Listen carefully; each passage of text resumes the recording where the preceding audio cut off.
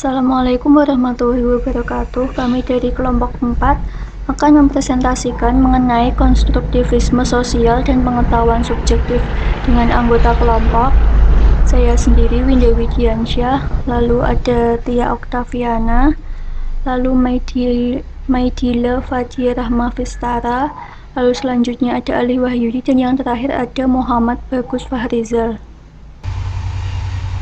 Nah, yang pertama ada konstruksi pengetahuan subjektif. Pengetahuan subjektivitas ini diperoleh manusia berdasarkan interaksi dengan dunia luar, baik itu melalui data yang masuk maupun melalui tindakan secara langsung. Akan tetapi, interaksi dengan dunia luar ini tidak mencukupi sehingga perlu penjelasan dari pengalaman diri. Pikiran individu adalah aktif, menduga dan meramalkan pola-pola aliran pengalaman, kemudian membangun teori-teori tentang hakikat dunia. Nah, teori-teori ini didasarkan pada dua faktor. Yang pertama, dari pengalaman secara langsung, dan yang kedua melalui teori-teori yang telah ada sebelumnya. Nah, ketergantungan terhadap teori-teori yang telah ada sebelumnya ini menjadikan pengetahuan subjektivitas ini bersifat rekursif. Lalu selanjutnya ada konstruktivisme. Konstruktivisme ini merupakan teori pengetahuan yang berakar filsafat, psikologi, dan sibernetika. Yang prinsipnya yang pertama, pengetahuan tidak diterima secara pasif tetapi secara aktif dibangun oleh pemahaman subjek. Lalu yang kedua, fungsi pemahaman menyesuaikan pengalaman yang telah ada, bukan penemuan dari realitas logis.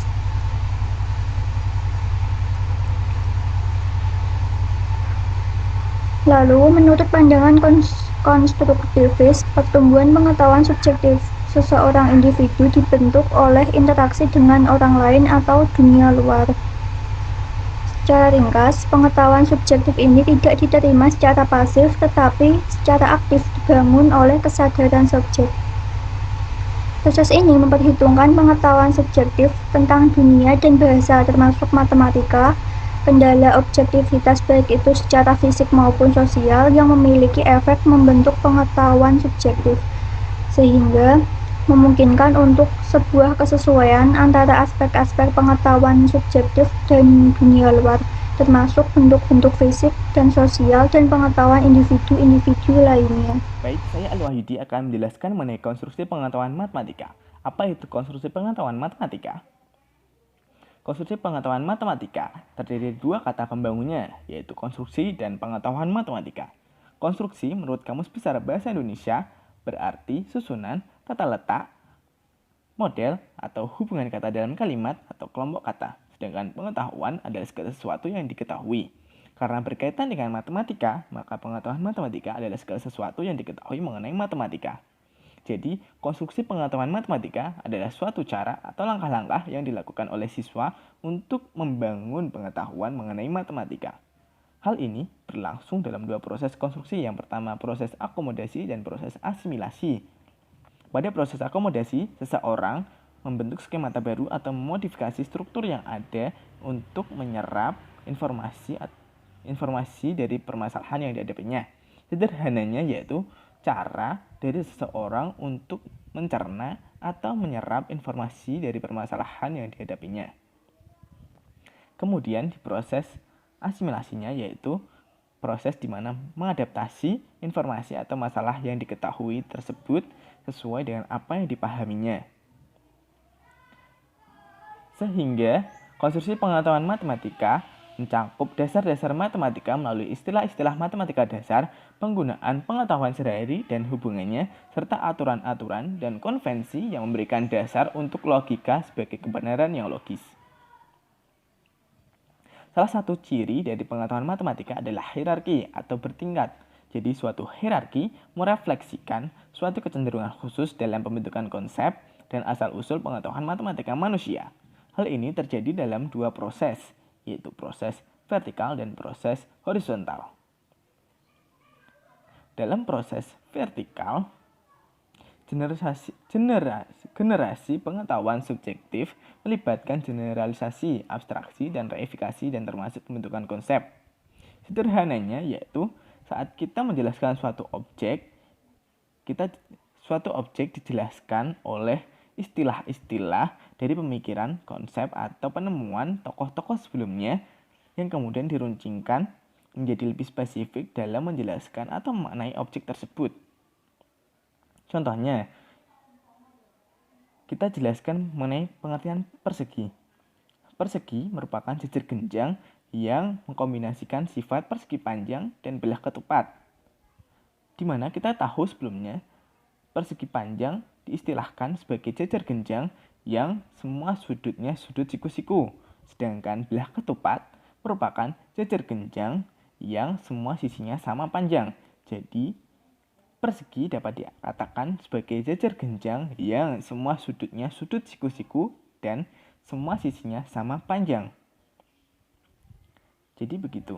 Kemudian untuk proses horizontal, yaitu menurut analogi Selakatos, proses horizontal adalah pembentukan ulang atau dan penekanan dari konsep atau definisi matematika sampai mencapai konsisten dan berhubungan dengan konteks yang lebih luas. Sederhananya yaitu bagaimana cara kita mengubah permasalahan sehari-hari atau informasi yang kita peroleh menjadi model matematika sebagai pemahaman yang kita pahami tersebut. Perkenalkan, saya Maidila Fadira Mavistara. Saya akan melanjutkan presentasi dari teman saya, yaitu tentang kepercayaan subjektif dalam eksistensi objek matematika. Perkembangan pengetahuan individual dunia eksternal. Pertama, apa itu dunia eksternal? Dunia eksternal adalah apa yang kita lihat, kita dengar, kita rasakan, baui, dan kecap, baik yang kita sadari maupun yang tidak kita sadari. Sedangkan dunia internal adalah persepsi atau makna tentang dunia eksternal. Jadi, dunia internal itu persepsi dari apa yang kita lihat, kita dengar, kita rasakan, baui, dan kecapi. Nah, perkembangan pengetahuan individual dunia eksternal adalah suatu konstruksi bebas dari subjek individu dengan batasan dunia fisik dan sosial. Selanjutnya, konsekuensi dari hal ini bahwa individu membangun personal representasi dari dunia ini. Jadi yang dimaksud adalah dunia yang unik dan istimewa untuk individu itu, tetapi konsekuensi yang cocok yang diterima secara sosial. Pengkonstruksian dunia sendiri ini menyatakan secara jelas individu yang telah membuatnya sendiri, baik secara fisik atau secara sosial. Selanjutnya ada pengkonstruksian konsep secara sosial. Jadi di sini kita ambil beberapa contoh, yaitu ada uang, ada waktu, ada gender, dan ada katulistiwa. Nah, kita akan memfokuskan kepada salah satu, kita perhatikan uang. Uang mempresentasikan suatu pengorganisasian konsep dalam kehidupan dunia modern dari dunia besar, dan lebih panjang dari keberadaan yang tidak dapat disangkal. Namun, jelas uang adalah simbol buatan manusia yang konvensional, nilai secara kuantitas dibandingkan dengan aspek dunia fisik. Namun, apa yang menjadikan uang itu eksis?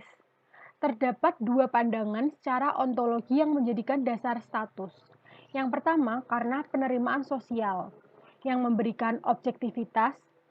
Yang kedua, direpresentasikan dengan tanda yang berarti tidak mempunyai representasi yang nyata. Selanjutnya, konsep matematika yang didefinisikan tidak sesuai sebaik analogi-analogi. Untuk itu, mereka hanya bisa mempunyai konsep aplikasi tidak langsung melalui perubahan definisi. Jadi, di sini melalui perubahan definisi ini supaya terlihat analogi antara objek-objek abstrak matematika dan aplikasi yang diabstraksikan, misalnya contohnya dari uang tadi, yaitu ada anggaran, peramalan, keuangan, dan lain-lain, ini meregangkan begitu jauh. Nah, kemudian, jika suatu pengetahuan individu dari dunia nyata, termasuk komponen-komponen konvensional adalah konstruksi mental yang dikonstruksi dengan penerimaan sosial, maka kepercayaan dalam konstruksi seperti ini jelas sama kuatnya seperti kepercayaan dalam sesuatu. Jadi pengetahuan subjektif matematika dan penalaran dengan konsepnya dan objek-objek juga suatu konstruksi mental. Tetapi, seperti penentuan konstruksi sosial mempunyai pemunculan objek eksternal dari penerimaan sosialnya. Nah, jadi objek matematika ini mempunyai yang pertama contoh konkret secara langsung dan tidak langsung, yang kedua ada keperluan logika. Dengan objek langsungnya ini terdiri dari fakta, skill, konsep, dan prinsip. Sedangkan objek yang tidak langsungnya ini terdiri dari transfer belajar, kemampuan inquiry, kemampuan pemecahan masalah, disiplin diri, dan penghargaan terhadap struktur matematika. Sedangkan keperluan logika sendiri adalah keperluan yang memerlukan logika. Kemudian, secara tradisional, pengetahuan dapat dibagi menjadi real dan ideal.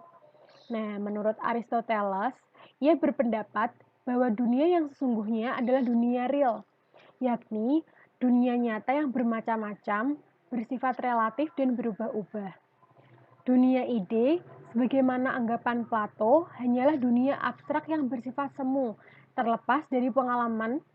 Itu sebabnya pandangan Aristoteles lebih dikenal sebagai paham realis atau realisme. Baginya, pengetahuan adalah persepsi dunia natural adalah dunia nyata, dan persepsi dan pengalaman indrawi adalah dasar pengetahuan ilmiah. Sebagai filsuf realis, sekarang masih kerap digunakan, yakni mengenai abstraksi aktivitas rasional di mana seseorang memperoleh pengetahuan. Bersama-sama menerima realita dunia eksternal dan pengetahuan saintifik atau realistik saintifik.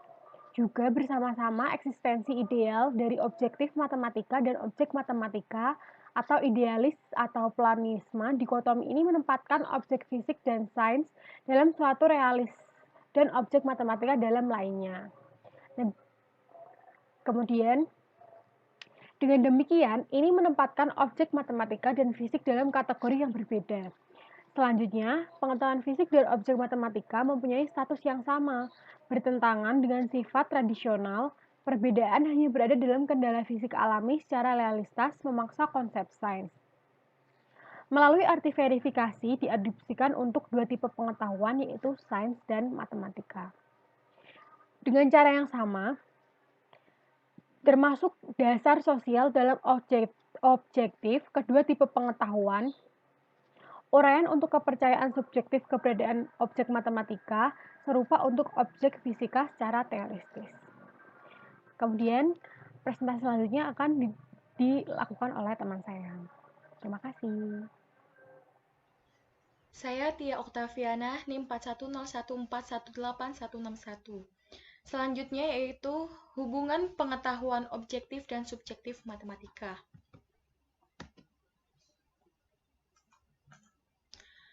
Hubungan di antara pengetahuan objektif dan subjektif matematika adalah sentral atau pusat untuk konstruktivisme sosial filsafat matematika. Karena pada pandangan konstruktivisme sosial matematika ini menempatkan pengetahuan subjektif dan objektif dalam posisi saling bergantungan, yaitu mendukung dan bergantung untuk melayani kreasi masing-masingnya. Nah, mendukung ini pengetahuan subjektif mengarah pada kreasi pengetahuan matematika melalui media interaksi dan sosial dan penerimaan. Hal ini mendukung dan mengkreasi ulang pengetahuan matematika yang mana didasarkan pada pengetahuan subjektif dari individu-individu. Bergantung, ya ini representasi dari pengetahuan objektif adalah suatu yang memungkinkan asal-usul dan kreasi kembali pengetahuan subjektif. Jadi ada siklus kreatif. Pengetahuan subjektif mengkreasikan pengetahuan objektif yang pada gilirannya mengarah pada kreasi ulang pengetahuan subjektif. Singkatnya, dugaan konstruktivisme sosial adalah pengetahuan matematika objektif yang ada di dalam dan melalui dunia sosial tindakan manusia, interaksi, dan peraturan, didukung oleh pengetahuan subjektif matematika secara individu, yaitu bahasa dan kehidupan sosial, yang perlu pengulangan kreasi konstan. Jadi, pengetahuan subjektif merupakan kreasi ulang pengetahuan objektif, tanpa yang terakhir mereduksi yang pertama. Pandangan pengetahuan ini didukung oleh sejumlah penulis, contohnya Paul Cobb, mengargumenkan suatu perspektif konstruktivisme radikal, yaitu pandangan bahwa budaya pada umumnya dan matematika pada khususnya dapat diambil sebagai landasan yang kuat melalui analisis pembelajaran dan pengajaran yang dipertanyakan. Sebaliknya, dikatakan bahwa pengetahuan budaya termasuk matematika secara kontinuitas dikreasi ulang melalui tindakan koordinasi dari anggota suatu komunitas. Ini merupakan bagian dari hubungan pengetahuan objektif dan subjektif matematika. Ini ada wilayah pribadi dan ada wilayah sosial. Nah, wilayah pribadi ini mencakup pengetahuan subjektif matematika, di mana pengetahuan subjektif matematika ini kebenaran pengetahuannya sudah dianggap benar oleh individu itu. Sementara wilayah sosial ini, pengetahuan objektif matematika ini kebenarannya sudah dianggap oleh khalayak umum. Nah, proses hubungan pengetahuan objektif dan objektif matematika sebagai berikut. Pengetahuan subjektif matematika ini bisa menjadi pengetahuan objektif matematika, yaitu melalui proses publikasi, di mana publikasi ini akan terjadi suatu proses negosiasi sosial, di mana di dalamnya ada kritik publik dan reformulasi. Nah, ini tuh menghasilkan suatu pengetahuan baru. Pengetahuan baru ini yang disebut sebagai pengetahuan objektif matematika. Nah, dari pengetahuan objektif matematika menjadi pengetahuan subjektif matematika juga melalui sebuah proses, yaitu representasi, di mana ada proses negosiasi juga sosial nih, sehingga tuh individu ini mereformulasi kembali sehingga terjadi pengetahuan baru, di mana pengetahuan baru ini merupakan pengetahuan subjektif matematika. Perkenalkan, nama saya Muhammad Bagus Farizal, NIM 41014181209, dari kelompok 4 ingin menerangkan bagian yang terakhir, yaitu kritik konstruktivisme sosial. Kritik konstruksi sosial memandang ada 3 dasar filsafat matematika. Yang pertama adalah kuasi-empirisme, yang kedua konvensionalisme, dan yang terakhir adalah konstruktivisme radikal. Kuasi-empirisme adalah nama yang diberikan kepada filsafat matematika yang dikembangkan oleh Lakatos. Aliran ini memandang matematika sebagai perlakuan matematikawan dan semua kekurangan yang melekat pada ciptaan manusia. Empirisme kuasi menampilkan arah baru dalam filsafat matematika karena penekanannya pada praktek matematika. Pandangan ini dibedakan menjadi 5 tesis, yaitu pengetahuan matematika dapat keliru, yang kedua adalah matematika bersifat hipotetis deduktif, yang ketiga adalah sejarah adalah pusat, yang keempat adalah penegasan pentingnya matematika informal, dan yang terakhir adalah dimasukkannya teori penciptaan pengetahuan. Yang kedua adalah konvensionalisme. Konvensionalisme adalah suatu pandangan yang berdasarkan pada ketentuan yang telah disepakati. Dalam lingkup matematika, konvensionalisme adalah suatu pandangan yang terlepas dari sosial matematika dan hanya sedikit memberi informasi. Peran pandangan ini adalah menerapkan logika mengenai kebenaran-kebenaran dan prinsip-prinsip logika yang merupakan konvensi yang disepakati mengenai titik mula dan bagaimana meneruskan metode konsep menjadi landasan utama dalam sistem logika. Dan yang ketiga adalah konstruktivisme radikal. Pembelajaran menurut konstruktivisme radikal memandang bahwa pengetahuan harus dikonstruksi oleh individu. Jadi, berdasar informasi yang masuk dari diri siswa aktif belajar mengonstruksi pengetahuan berdasarkan pengalaman sendiri. Hal ini pada awal penyerapan pengetahuan dimungkinkan terjadinya perbedaan konsepsi antar siswa terhadap hasil pengamatan. Dari pandangan ketiga tersebut mendapat kritikan. Yang pertama, ada masalah dalam penguraian syarat-syarat logika matematika dari sudut pandang perspektif konstruktivisme sosial. Artinya, antara nilai kebenaran dalam logika matematika berbeda dengan kehidupan sehari-hari. Inilah yang membuat munculnya kritikan. Yang kedua, ada kritik yang dapat diarahkan pada sintesis baru yang disediakan konstruktivisme sosial. Kritik yang lebih tajam adalah kritik inkonsistensi antara teori konvensionalisme dengan konstruktivisme radikal. Sekian dari kelompok 4. Apabila ada kekurangan, saya mohon maaf. Wassalamualaikum warahmatullahi wabarakatuh.